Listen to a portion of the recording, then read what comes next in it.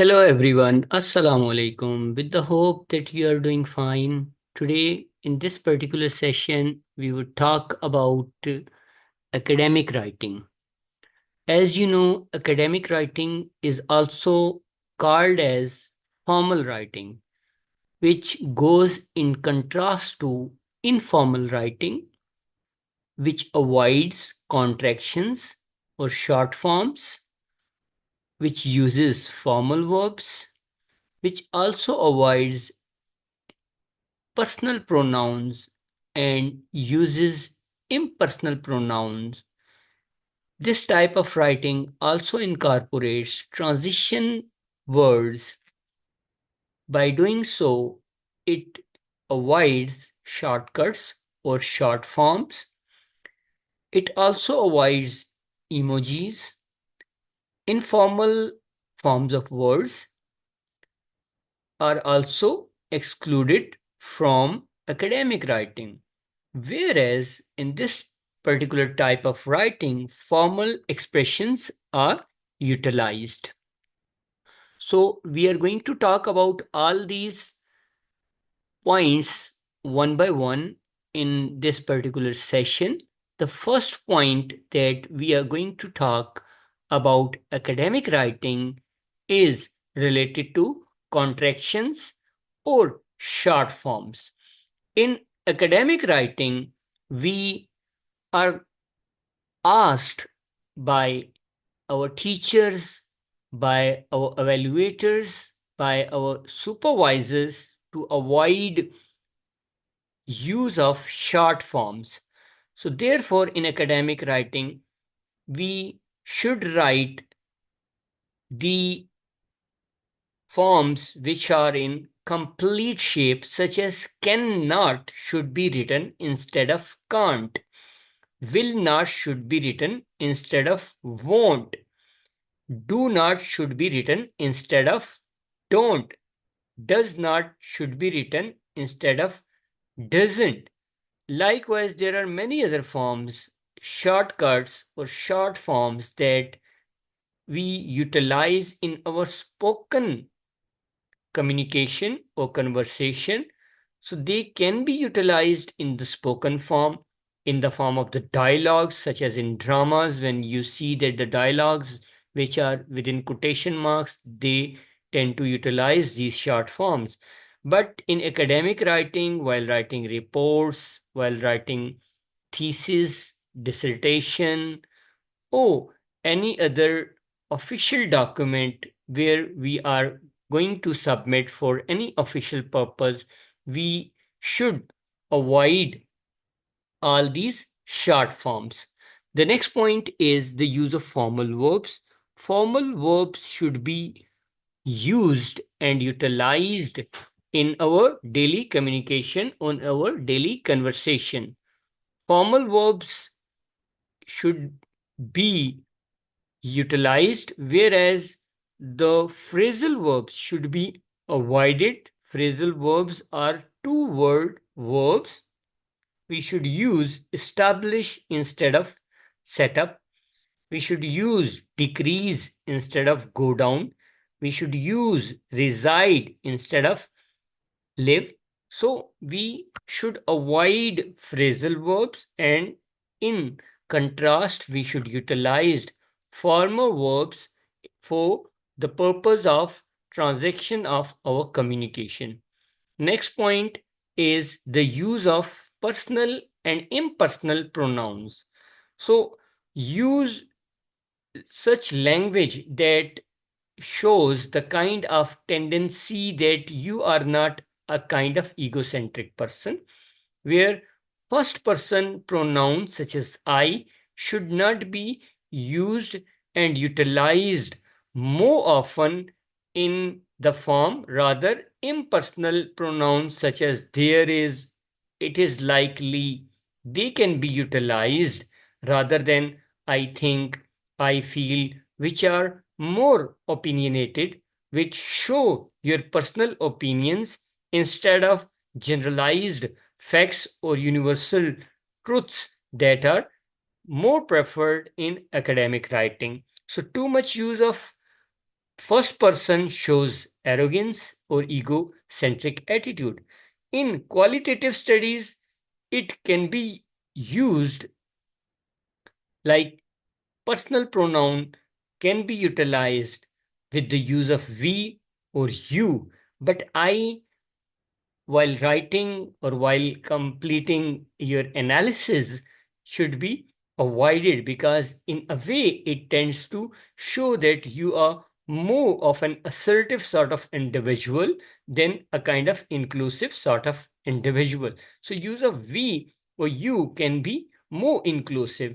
In quantitative, impersonal pronouns such as a person, a personal, a person, an individual, the scholar, the researcher, or one, such as one should do one's work, could be utilized for proper communication, for business purposes, or for academic purposes, which are a kind of formal type of communication. In this way, subjectivity versus objectivity should also be taken into consideration. Use of I in every sentence, such as in Wordsworthian poetry, we can see that where in Daffodils, Wordsworth says, I wandered lonely as a cloud when all at once I saw a crowd. So I is too much utilized over there, whereas the solution of this type of use of personal pronoun, which should be avoided, and the solution is the utility of negative capability, which is seen in the application or creation of works by great writers such as William Shakespeare, John Keats, Faiz Ahmed Faiz, Ghalib, Iqbal. So you could see that how people of personal uh, understanding, or people of personal understanding of human nature, have this kind of tendency to utilize impersonal type of generalized type of discussion. For instance, Faiz Ahmed Faiz uses his poetry, as you can see, that आज बाजार में पाबजोला चलो दस्त अफशां चलो मस्त रक्सां चलो खाक बरसर चलो खूब बदामा चलो राह तकता है सब शहर जाना चलो हाकिम शहर भी मजमाई आम भी तीरे इल्ज़ाम भी संग दुश्नाम भी अपना गमखार इनके सिवा कौन है शहर जाना में अब्बा सफ़ा कौन है फिर हम ही कत्ल हो आए यारो चलो दिल फिगारो चलो गम के मारो चलो. So in this type of particular poetry, you can see that how Faiz Ahmed Faiz, in a way, avoids the tendency of controlling subjectivity. Likewise, William Shakespeare, let me nod to the marriage of true minds, admit impediments, love is not love, which alters when it alteration finds, or bends with the remover to remove. Oh no, it is an ever fixed mark that looks on tempest and is never shaken. It is the star to every wandering bark, whose verse unknown, though his hide be taken, loves not time's fool, thou rosy lips and cheeks. Within his bending sickle's compass come, love alters not with his brief hours and weeks, but bears it out even to the edge of doom. If this be error, and upon me proved, I never write nor men ever love. So if when you analyze the poems by Faiz Ahmed Faiz or William Shakespeare, here you see that these people have created more of a kind of objective poetry, which is showing the tendency of generalization of all the humanity and application towards human feelings, human emotions, instead of showing the egocentric behavior as could be seen in the form of Wordsworth's poetry. So subjectivity should be curved, whereas objectivity in a way should be promoted with the use of techniques that are provided to us through our methodology and academic writing session.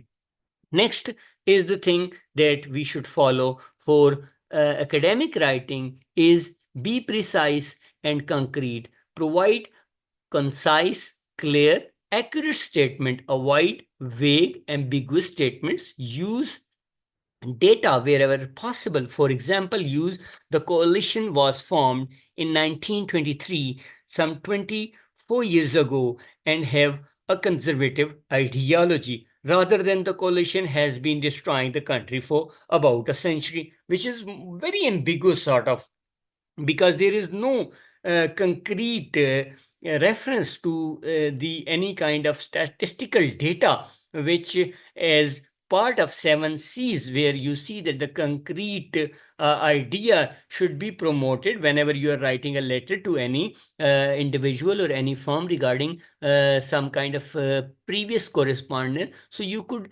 write the date, the file number, and the time period of that previous letter, instead of writing just that previously I had written you a letter. Instead of writing this, you could say that the letter that I wrote dated 20th May 2014 or 2024, a week ago, states this. So the reference should be very much concrete and precise, which could allow the transaction to be completed in a positive manner, in the positive tone. Then, in as part of academic writing, in our sentences, we should use transition words that allow the ideas to connect or to stay connected in an explicit and logical manner, such as these words are in addition, in contrast, for this reason, furthermore, similarly. We should avoid use of but and so at the start of sentences. Similarly, that is why, therefore, should not be utilized or used in the introductory session. Rather, they can be part of the concluding paragraph or concluding chapter. Therefore, that is why, hence, thus, so, they can be used as part of conclusion instead of part of being part of introduction. Next, we should also avoid using shortcuts. We should use proper words such as a and d and instead of and, that is shortcut from keyboard while using any mobile phone conversation, or while typing from laptop. Similarly, at the rate should also be avoided, and we should use proper words for the ideas that are relevant to. And this is also an important point nowadays with the onslaught of emojis, where all types of emojis are available in the market or in the keyboards of your mobile phone. So these emojis carry multiple meanings with the kind of display that is before you, where you could see that how astonished face or exploding head or starry eyes or sick mask, eyebrow, zipper, mouth, and all types of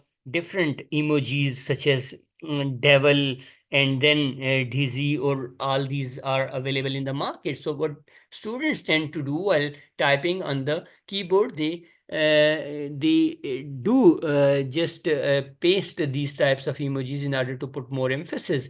But in academic writing, what we should do, we should use interjections, the sign of interjection that is displayed before you, which is a vertical line with a dot underneath it. So use of interjection is preferable as compared to the use of emojis in academic writing.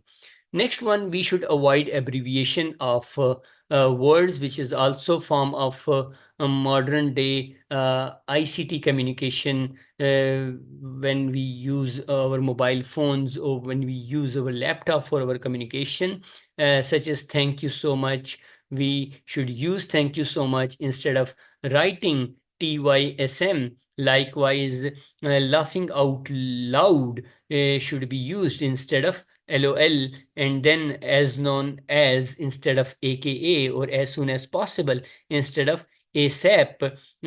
We should avoid using all these abbreviation of initial letters of longer words, and rather we should use all these words in their complete form in order to show or in order to present a good impression upon the reader or the recipient of the document that we have composed as a result of academic writing.